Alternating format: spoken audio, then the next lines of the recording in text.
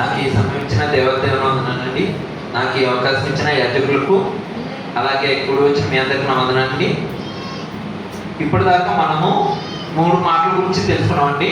ఎన్ని మాటల గురించి తెలుసుకున్నామండి? 3 మాటల గురించి తెలుసుకున్నామండి. మొదటి మాట ఏంటండి? తండ్రి, వీరు ఏమి చేయించున్నారు, వీరు ఎదురు కనుక వీరిని క్షమించుము. ఇక్కడ ఈ మాటలు మనం ఏం చూస్తున్నాం అంటే క్షమాపణ వార్తను మనం చూస్తున్నాం. ఏ మాట అండి? క్షమాపణ వార్త చూస్తున్నాం. అలాగే రెండో మాట ఏంటండి? నేడు నీవు నాతో కూడా పరదేశంలో ఉండు, నిశ్చయంగా పరదేశంలో ఉండు. ఈ మాటలు మనం ఏం చూస్తున్నాం అంటే రక్షణ వార్తను చూస్తున్నాం. ఏం వార్తనండి? రక్షణ వార్తను చూస్తున్నాం. మొదటి మాటలో క్షమాపణ వార్తను చూస్తున్నాం, రెండో మాటలో రక్షణ వార్తను చూస్తున్నాం. ఈ మొదటి రెండు మాటల్లో తండ్రి కుమారుల సంబంధాన్ని మనం చూస్తున్నాం. ఏం చూస్తున్నాం అండి? తండ్రి కుమారుల సంబంధాన్ని చూస్తున్నాం. రెండో మాటలో దైవత్వం, ప్రభువైన యేసుక్రీస్తులో ఉన్న దైవత్వాన్ని చూస్తున్నాం.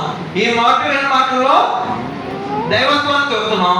మూడో మాట ఏంటండి? అమ్మా, ఇదిగో నీ కుమారుడు, ఇదిగో నీ తల్లి.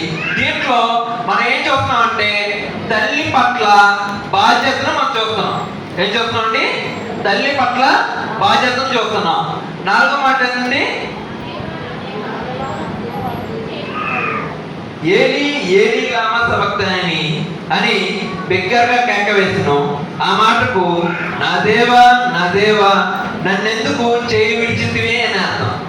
ఇక్కడ చూస్తామంటే ఈ 2 మాటలు 3, 4 మాటలు మనం చూస్తూ ఉంటే మానవ స్వభావాన్ని కనిపిస్తున్నాయి ఇక్కడ. అయితే మొదటి 2 మాటలు దైవత్వం, అలాగే 3, 4 మాటలు మానవ స్వభావం కనిపిస్తుంది.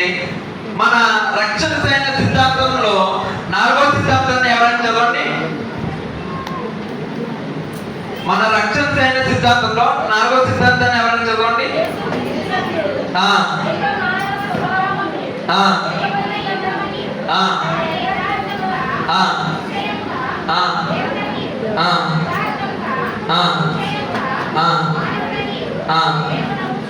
చాలండి. ఇక్కడ మనం చూస్తూ ఉంటే 4వ సిద్ధాంతంలో ఏమనుందంటే ఆయన యథార్థంగా నిశ్చయంగా దేవుడనియు, యథార్థంగా నిశ్చయంగా మానవుడనియు ఇక్కడ రాయబడి ఉంది. అలాగే మనం చూస్తూ ఉంటే ప్రభువైన యేసుక్రీస్తులో అదే విధంగా ఆయన 100% దేవుడుగా 100% మానవుగా అక్కడ మనకు కనిపిస్తుంది.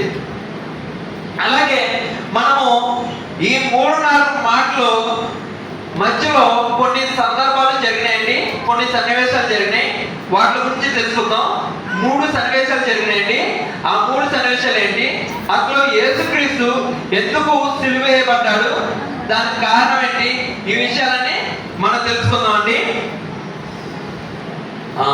మత్తయి సువార్త 27వ అధ్యాయము 45 నుంచి 53 వరకు ఎవరైనా చదవండి.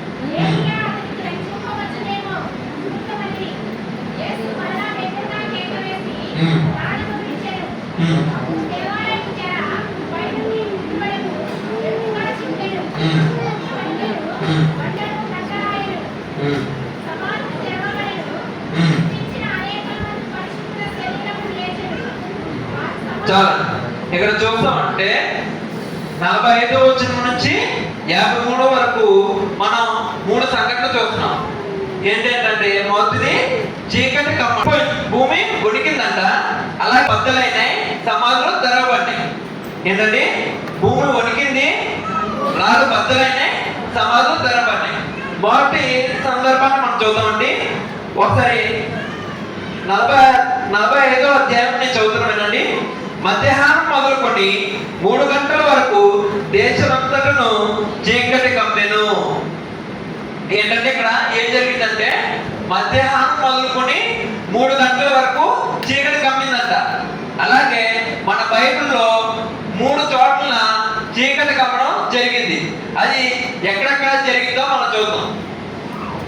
ఆదికాండం మొదటి అధ్యాయం మనం చూస్తూ ఉంటే ఇక్కడ త్రియేక దేవుడు ఏం చేశాడంటే చీకటిని వెలుగుని వేరుపరచాడు. ఏం చేశాడండి? చీకటిని వెలుగుని వేరుపరచాడు. అలాగే నిర్మాకాండంలో చూస్తే ఇక్కడ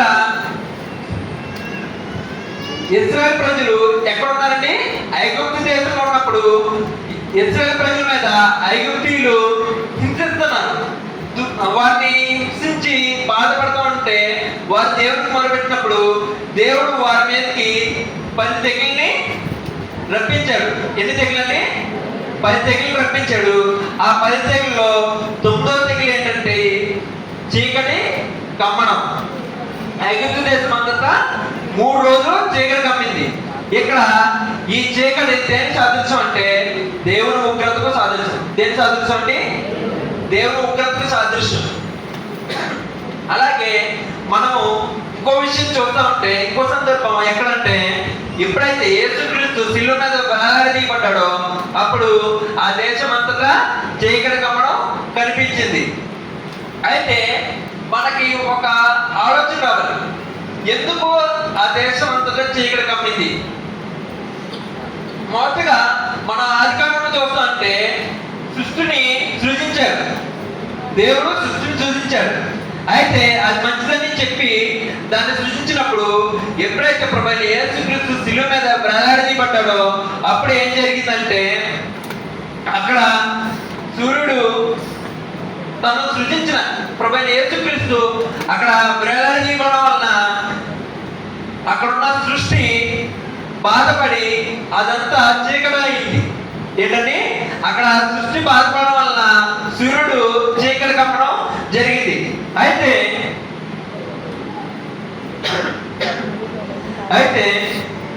అక్కడ ప్రభువైన యేసుక్రీస్తు శిలువ మీద ఎందుకు వేలాడదీయబడ్డాడు?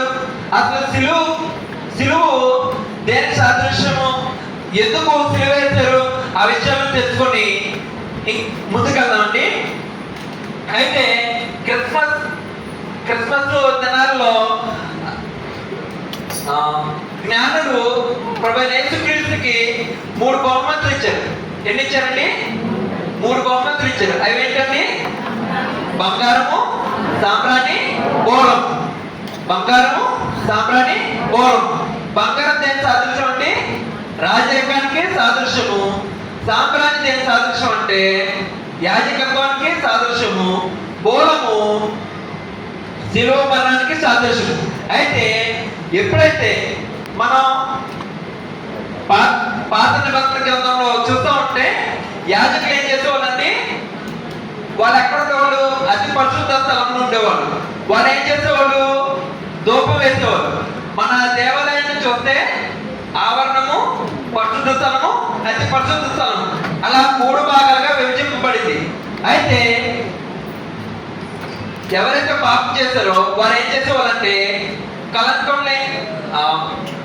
కలంకం అంటే ఎటువంటి పాపం లేనిది, అంటే పుచ్చు లేనిది, అలాంటిది జంతువుని, మంచి జంతువుని తీసుకొచ్చి యాజకుడికి ఇచ్చినప్పుడు యాజకుడు ఏం చేసేవాడంటే దాన్ని బలి అర్పించి దాని రక్తాన్ని అతి పరిశుద్ధ స్థలంలో ప్రోక్షించేవాడు. అలాగే అక్కడ మనం అది చూస్తున్నాం. అలాగే ఎప్పుడైతే ప్రభువైన యేసుక్రీస్తు శిలువ మీద వేలాడదీయబడ్డాడు, శిలువ మీద ఎవరు వేలాడదీస్తారండి? శాపగ్రస్తమైన వారిని, అలాగే బందిపోటుదొంగల్ని, పాపం చేసిన వాళ్ళని వేలాడదీస్తారు. అయితే ప్రభువైన యేసుక్రీస్తు తను ఎటువంటి పాపం చేయలేదు. ఆయన పరిశుద్ధుడు, ఆయన కానుకొని లేనివాడు. అలాంటి వ్యక్తి ఏమయ్యాడంటే శిలువ మీద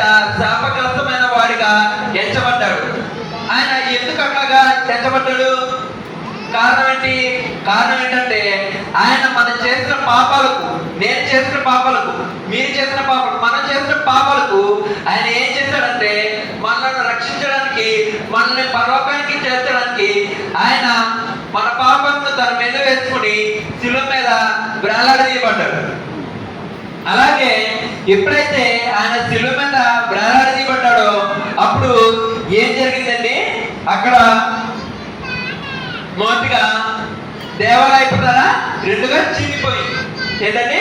దేవాలయపు ధర రెండుగా చిరిగిపోయింది. అలాగే భూమి వణికింది, బండలు బద్దలైనాయి, సమాధులు తెరబడినాయి. ఇక్కడ మనం చూస్తూ ఉంటే అప్పటి కాలంలో ఎవరైనా పాపం చేస్తే వారు ఏం చేసేవాళ్ళు? మంచిది జంతువుని తీసుకెళ్లి యాజకుడు ఇచ్చేవాడు. అలాగా ఎవరైనా ఎప్పుడైనా పాపం చేసినా వారు బలించేవాడు. దాని గురించి రక్తాన్ని పాప పరిహార బలిగా ప్రోక్షించేవారు. ఎక్కడ? అతి పరిశుద్ధ స్థలంలో. కానీ ఎప్పుడైతే ప్రభువైన యేసుక్రీస్తు శిలువ మీద వేలాడదీయబడ్డాడో, ఎప్పుడైతే ఆయన శిలువ మీద ఉన్నాడో అప్పుడు ఆయన ఎలాగా ఉన్నాడని శాపగ్రస్తమైన వాడిగా ఉన్నాడు. యెషయా 59:1-2 ఎవరైనా చదవండి.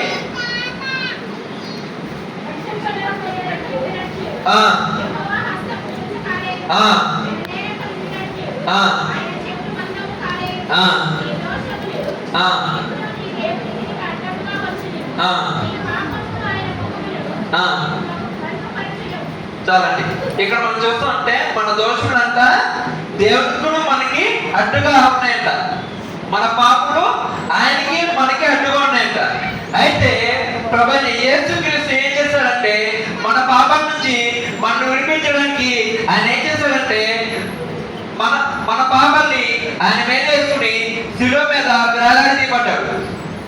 అయితే ఆయన ఎప్పుడైతే శిలువ మీద వేలాడదీయబడ్డాడో అప్పుడు ఏం జరిగింది? తెర రెండుగా చీరిపోయింది. అప్పుడు దాకా దేవాలయంలో 3 విభాగాలుగా ఉన్నది 2 విభాగాలుగా మార్చబడింది. ఎప్పుడైతే ప్రభువైన యేసుక్రీస్తు శిలువ మీద వేలాడదీయబడ్డాడో, ఎప్పుడైతే మన పాపం వలన ఆయన దాని మీద వేలాడదీయబడి మన పాపం వలన ఆయన ఎంతగానో కొట్టబడ్డాడు. ఇక్కడ చూస్తూ ఉంటే ఆయన ఒక యాజకుడుగా మన కోసం బలియాగం అయ్యాడు. అలాగే ఆయన రక్తం వలన మనల్ని రక్షణలోకి నడిపించడానికి, అలాగే పరలోకానికి చేర్చడానికి ఆయన ఏం చేశాడంటే తన రక్తాన్ని మన కోసం వెలచెల్లించాడు. మామూలుగా అయితే ఎవరైనా పాపం చేస్తే వారి పాపానికి బట్టి ఏదైనా కొడుకు కానీ మేక కానీ బలించేవారు. అది ఎప్పుడెప్పుడు చేసినా వాడు ప్రతిరోజు పాపం చేస్తే ప్రతిరోజు దానికి బలిగా ఇచ్చేవారు, పాప పరిహార బలిగా. కానీ ప్రభువైన యేసుక్రీస్తు మన కొరకు నిత్యము మనం ఎప్పుడైతే ఆయన సిలువెక్కాడో, ఆయన ఎప్పుడైతే తన రక్తాన్ని మన కొరకు చిందించాడో అప్పటి నుంచి సాతాను ఆయన కాళ్ళ కింద తొక్కబడేంత వరకు, ఆ తర్వాత కూడా మన పాపాలు క్షమించబడే విధంగా ఆయన మన కొరకు తన రక్తాన్ని బలి చెల్లించాడు. అలాగే అక్కడ ఆయన యాజకత్వాన్ని చూస్తున్నాం. అలాగే మూడోది ఏంటంటే భూమి వణికిందంట. ఎందుకు భూమి వణికింది? ఎందుకు రాళ్ళు బద్దలైనాయి? ఎందుకు సమాధులు తెరబడినాయంటే ఎప్పుడైతే ప్రభువైన యేసుక్రీస్తు మన పాపల కొరకు ఆయన శిలువ మీద బలియాగం అయ్యాడో, మన పాపల కొరకు ఎప్పుడైతే ఆయన హింసించబడ్డాడో, ఆయన రక్తం ఎప్పుడైతే చిందించబడిందో అప్పుడు సృష్టి అంతా తట్టుకోలేకపోయిందండి. సృష్టి ఏం చేసింది? భూమి వణికిందంట. అలాగే రాళ్ళు బద్దలైనాయంట, సమాధులు తెరబడినాయంట. అయితే ప్రభువైన యేసుక్రీస్తు మన ఒక్కరి కోసమే తన రక్తాన్ని చిందించలేదండి, మనతో పాటు సమాధిలో ఉన్న పరిశుద్ధుల కొరకు కూడా తన రక్తాన్ని చిందించాడు. అయితే మనం ఏం చేయాలంటే మన పాపాన్ని విడిచిపెట్టి మన పాపాన్ని ఒప్పుకొని ఎప్పుడైతే ఆయన వైపు తిరుగుతామో, ఎప్పుడైతే ఆయన రక్తంలో కడగబడతామో అప్పుడు దేవుడు మనల్ని ఇక్కడ మనం చూస్తూ ఉంటే ప్రభు అయిన యేసుక్రీస్తుని చేయి విడిచాడు. ఎందుకు చేయి విడిచాడంటే మనం అది చదువుతున్నాం. ఏంటి? యెషయా 59:1-2 చదువుతున్నప్పుడు అక్కడ ఏం కనిపిస్తుందంటే మన పాపాలు దేవుడికి మన మధ్యన అడ్డుకోవడం ఉంది. అందువల్లనే తండ్రి అయిన దేవుడు ప్రభు అయిన యేసుక్రీస్తు చేతిని విడిచిపెట్టాడు. ఎందుకు విడిచిపెట్టాడంటే ఆయన అక్కడ శాపగ్రస్త వారిగా ఎంచబడ్డాడు. ఎక్కడ? శిలువ మీద. శిలువ అనేది శాపగ్రస్తమైనది. ఎప్పుడైతే ఆ శాపగ్రస్తమైన శిలువ మీద ప్రభు అయిన యేసుక్రీస్తు వేలాడదీయబడ్డాడో అప్పుడు తండ్రి అయిన దేవుడు ప్రభు అయిన యేసుక్రీస్తు చేతిని విడిచిపెట్టాడు. అంతకుముందు గెత్సెమనే తోటలో ఆయన ప్రార్థించినప్పుడు ఆయనకి పరిచయం చేయడానికి దేవదూతను పంపించిన తండ్రి అయిన దేవుడు ఎప్పుడైతే ఆయన శిలువ మీద వేలాడదీయబడ్డాడో అప్పుడు తండ్రి అయిన దేవుడు ఏం చేశాడంటే ఆయన వైపు చూడలేదు. ఆయన వైపు చూడకుండా ఆయన చేతిని యేసుక్రీస్తు చేతిని విడిచిపెట్టేస్తాడు. ఎందుకు విడిచిపెట్టాడు? మనం చేసిన పాపం వల్ల, మనం చేసిన దోషాల వలన ఆయన యేసుక్రీస్తు చేతిని విడిచిపెట్టాడు. ఇక్కడ మనం చూస్తూ ఉంటే ప్రభు అయిన యేసుక్రీస్తు మన మీద తన ప్రేమను చూపించాడు. మనం ఎన్నో పాపాలు చేసి ఆయన్ని ఇంకా బాధపడుతున్నామేమో. మనం ఏం చేయాలంటే మన పాపల్ని విడిచిపెట్టాలి. ఎప్పుడైతే మన పాపను విడిచిపెడతామో అప్పుడు ప్రభు అయిన యేసుక్రీస్తు మనల్ని ఇంకా పెట్టేస్తున్నాడు. మనం ఎప్పుడైతే పాపను విడిచిపెడతామో అప్పుడు మనల్ని పరలోకానికి చేస్తాడు. అలాగే యెషయా 53:12 ఎవరైనా చదవండి.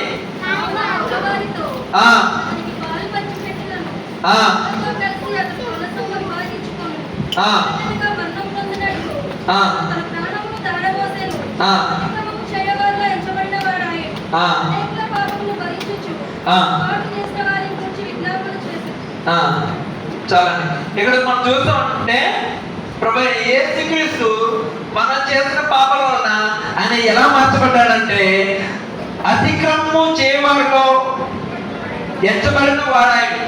ఆయన ఎటువంటి అతిక్రమం చేయలేదండి, ఎటువంటి పాపం లేదు.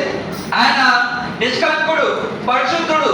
అలాంటి వ్యక్తి మన పాపాల వరకు మనల్ని తండ్రి దగ్గరికి తీసుకెళ్ళడానికి, పరలోక రాజ్యానికి చేర్చడానికి ఆయన మన పాపాల నిమిత్తము ఆయన శిలువ మీద అతిక్రమణ చేయవాడిగా ఎంచబడ్డాడు. అలాగే ఆయన శాపగ్రస్తమైన వాడిగా ఎంచబడ్డాడు. ఎప్పుడైతే మనం చేసిన పాపాలని, మనం చేసిన తప్పుల్ని ఎప్పుడైతే ఒప్పుకుంటామో అప్పుడు మనము పరలోక రాజ్యంలో చేరడానికి ఆయన మనకి అవకాశం ఇచ్చాడు. అలాగే మనము ఇక్కడ చూస్తూ ఉంటే ఆయన ఎప్పుడైతే శిలువ మీద వేలాడదీయబడ్డాడో అప్పుడు దాకా దేవాలయంలో 3 భాగాలు కనిపించాయి.